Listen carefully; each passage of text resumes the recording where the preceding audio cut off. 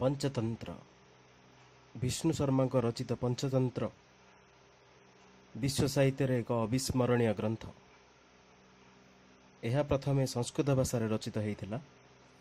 तापर पंचतंत्र विभिन्न भारतीय भाषा रचित है। पंचतंत्र समस्त गल्प नीति शिक्षामूलक। बहुकाल रचित यह ग्रंथ खाली संस्कृत भाषा नुहे समस्त भारतीय भाषार गौरव।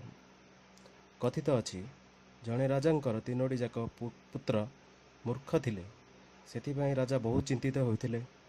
परिशेष मंत्री परामर्श क्रमे विष्णु शर्मा नामक जड़े विद्वान को डाकी पुत्र मानक शिक्षा देवार व्यवस्था कले। पंडित विष्णु शर्मा अनुभव कले जे राजकुमार मानक चिराचरित नीति रे शिक्षा देले किछि फल हेबो नाही। तेणु से केतेक नीति शिक्षामूलक गल्पर वर्णना करी सेमानकु शिक्षित करि पारिथिले। विष्णु शर्मा मतरे पांचटी मूल नीति को भल भाव बुझिले वास्तव क्षेत्र में जीवन यापन करने सहज हेब।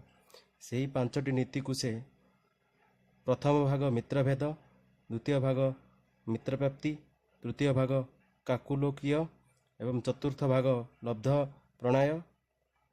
प्रणाश एवं पंचम भाग अपरीक्षित कारक नाम पांचटी तंत्र उपरे वर्णना करिसेंती। एही गल्प गुड़िक मध्य बहुत गल्प गुड़े अच्छी। यही गल्प गुड़िकर अधिकांश चरित्र पशुपक्षी।